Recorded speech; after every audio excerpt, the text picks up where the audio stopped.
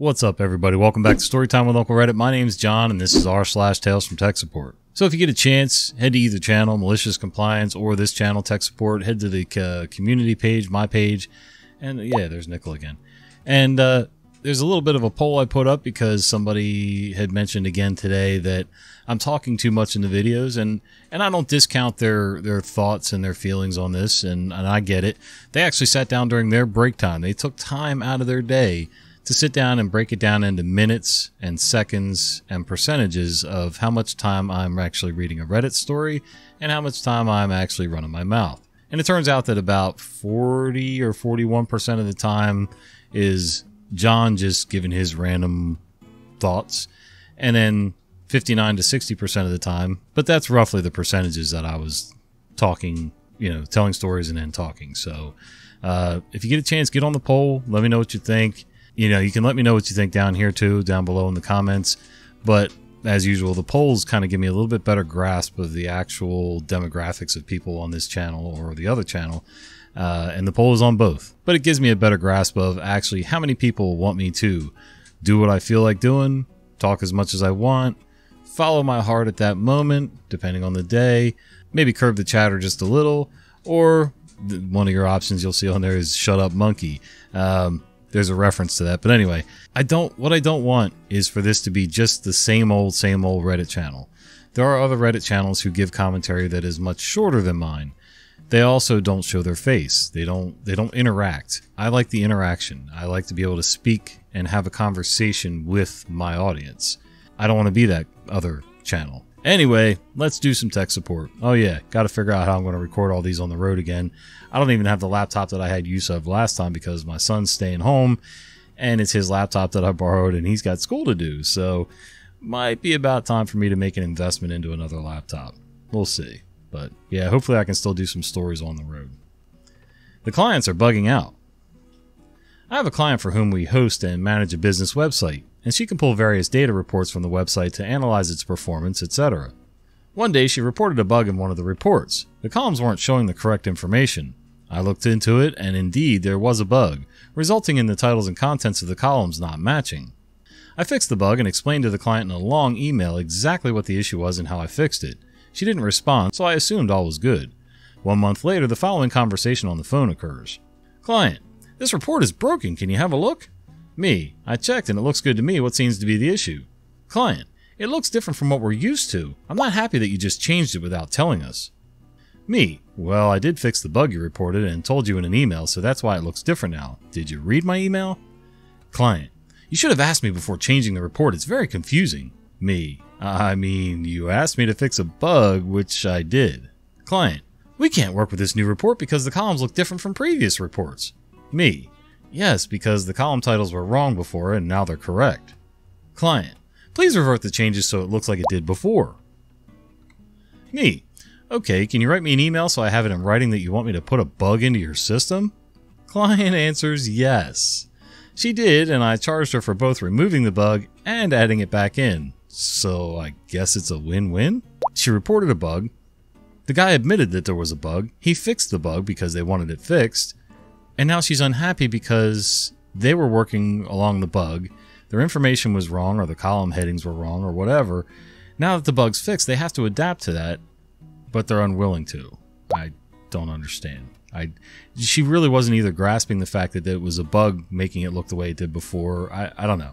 She wasn't grasping much of anything, evidently, and she definitely wasn't listening, so what are you going to do? At least work seems more relaxing than the commute. Some 4 or 5 years ago, I was working for an IT firm whose office was in a business park. Public transport in the area was abysmal, with no buses and the nearest railway station 2 miles away. There was only one exit from the business park for cars, which led onto a very busy roundabout, which in turn led onto a motorway. During the evening rush hour, this motorway resembled a chariot race scene from Ben-Hur. So rather than endure a half-hour nose-to-tail crawl to get to the exit, followed by a terrifying saloon car race at 5 o'clock, I would roll off the day's work, but then spend an hour pottering on minor tasks, filling in timesheets, ensuring work was backed up, sending some emails, etc. Then, as the cleaner started to push a vacuum cleaner around my desk and chair, I would make a much more leisurely departure. Unfortunately, I was diagnosed with a serious illness and scheduled for a major operation in 4 weeks' time. My employer readily granted me time off, but in a misplaced bout of sympathy, they insisted that I leave work early every day up to my operation at 4:30. Since every senior member of staff from every other firm in the business park had the same idea, I was condemned to the previous hour-long mixture of tedium and terror. I attempted to invent urgent tech support issues so that I could work later, but management soon saw through that ploy. Eventually I asked for and was granted time off starting a week before my operation. Still, I've never understood the management's idea that leaving early constituted a reduction in stress when they had only to look out their window to see the scrum of cars trying and failing to leave the business park early. Well, like you said, listen, it's better to work for a corporation that has misplaced sympathies and they may make a mistake in trying to be nice to you, rather than the other way around where they're, hammering down, making you work late, trying to hold your pay back because somehow they're going to make it your fault that you had to work late and things like that. So, yeah, I would take that any day. Did you sit down and explain this to anybody? Like, I know it's simple. They should just have to look out their window to figure it out, but sit down and explain it to them. Maybe they really don't realize. Maybe they work late enough that they miss it or leave early enough that they miss it. Or maybe it's just something that they've grown accustomed to and they just don't think anything of it. That's all. I'd rather work for this company than a lot of others, so hopefully you're doing well with your illness now, whoever you are, OP. Making your own fun, until it goes too far. Working at a tech support help desk isn't always the most entertaining job. Sometimes you're slammed and so busy you barely have time to think, and other times you have customers so rude or dumb you want to tear your hair out trying to help them. To help alleviate some of the pain of work amongst fellow technicians I worked with, we'd find ways to play practical jokes on each other, and even our supervisor would get in on it. One coworker brought in a small USB dongle that looked like a USB wireless keyboard or mouse adapter. He plugged it into another coworker's computer and it would do random things such as moving the mouse cursor or randomly entering letters or numbers when the coworker was typing. Watching the confusion and irritation was entertaining. We all laughed. Another guy brought in some small devices. They had a small PCB board with a small speaker on it and a small watch battery, and it was designed to let out high-pitched beeps at random intervals. He hid half a dozen of these around the office, and it drove people crazy trying to find them. We all laughed at that too. I came into work one day and my work chair had been disassembled. The backrest and arms of the chairs were turned around backward and reattached. My supervisor did this one. He thought it was hilarious. I spent a half hour fixing it. We still all laughed. I took the coffee mug on my supervisor's desk, tore up a bunch of colored paper to look like confetti, and packed it into the mug. I then placed a sheet of paper over the mug, turned the mug upside down on his desk, and pulled the paper out from under it. Now the mug was upside down and filled with a bunch of torn up paper. When he got to work, he looked confused about why his mug was upside down. And then he picked it up off the desk, thus causing the torn up colored paper to go everywhere. We all laughed. I connected a second keyboard and mouse to the back of my neighbor's computer and carefully hid the cables so you couldn't see them leading back to my work area. Some of us had a spare keyboard or mouse on our desks just in case, and I had spare ones that sat behind my monitors tucked out of the way. After the USB dongle prank, all technicians were aware of it and would look for it should odd things start happening on their computer. My neighbor sat down and started working, and just randomly over about a week's time I'd pushed the mouse or a random key on the keyboard I had connected to his computer, and it confused the heck out of him. He kept checking the USB ports on his computer, but he never saw any USB dongles, so he'd just go about his day. I'd been randomly tormenting my neighbor for about a week, but it came to an end when another coworker came up to my desk, grabbed the mouse I had connected to my neighbor's computer and just started using it and laughing while I was on lunch. That's when my neighbor found that I had run a wired keyboard and mouse from my cubicle to his computer, and he unplugged them. We all laughed. Anyone that left their computer unlocked when they went on break came back to silly background pictures that one of us would set up as a desktop background. We all laughed. A group of us worked together to dismantle and move everything in a cubicle of one of our coworkers. There was a legit reason why. To a different location. When he came in for work, his desk was empty and he looked really confused. Then our supervisor went up and told him that they needed to talk, and we could see panic starting to set in on the guy's face. Then we all laughed and told him they had to move his desk because of an electrical issue that needed to be resolved. A coworker and I started taping over things on our supervisor's desk while he was out for the day. We carefully covered the USB ports and such so it was hard to tell if they were taped over.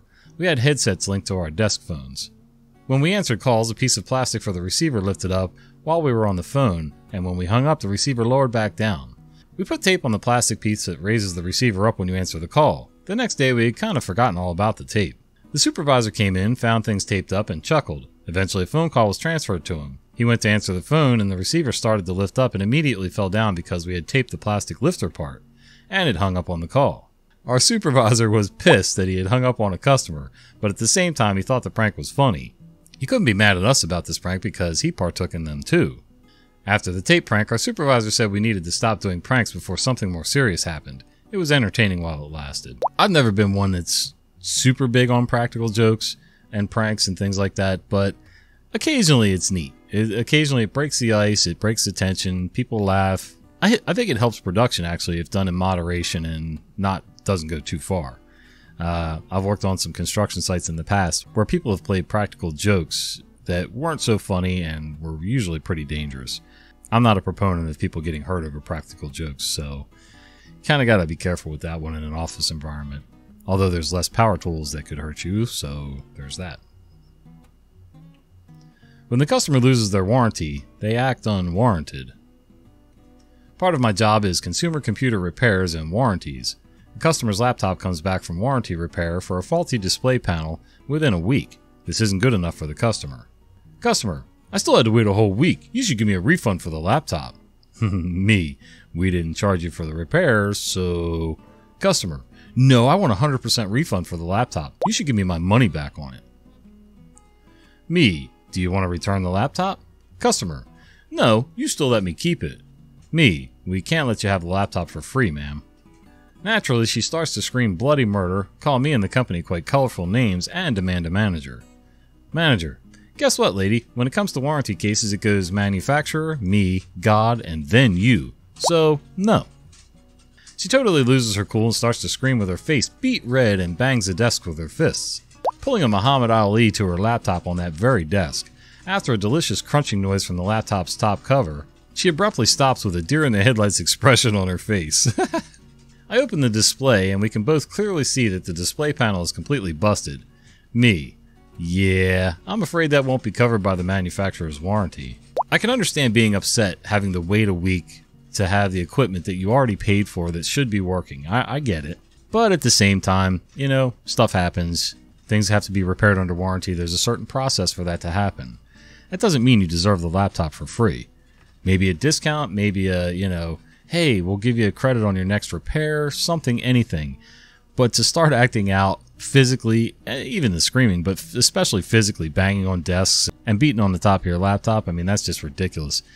Now you've just created this scenario where you have to pay for the repair that was already done for free. So moral of the story is, if you're going to try to get stuff for free, don't freak out and throw a tantrum and break your laptop because you didn't get your way.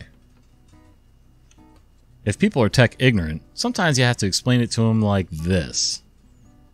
This happened back in the early 1990s when our office still had only a rudimentary LAN and the 386 was the best available computer. Intel chip launched in 1985.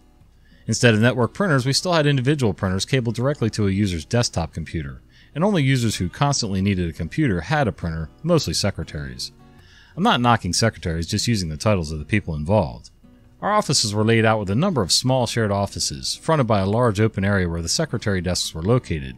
Due to furniture layout, a lot of people like to take a shortcut through one secretary's space, but they had to shimmy between her printer, which was on a stand, and the wall. Doing so would often knock that cable off the printer, and it was also leaving a scuff mark on the wall. The secretary was very good at her job and respected, but she had no aptitude for computer hardware. She would call us that the printer wasn't working, and we'd find the cable was off. We showed her how to plug it back in, and she was fine with doing that. What she didn't understand was why she had to resend her print jobs after reconnecting the cable. She was used to mainframe computer systems with print queues, but her computer was standalone, so the system wasn't smart enough to realize that a print job had failed, and to automatically resend it. We tried to explain all of that, and just to get her to resend her print jobs, but she was still puzzled. Where did the print jobs go? Then one of our techs told her while pointing to the scuff marks on the wall. Electricity flowed in that cable, and the print job electricity comes out the end of the cable and keeps hitting the wall, causing the burn marks. She bought that explanation.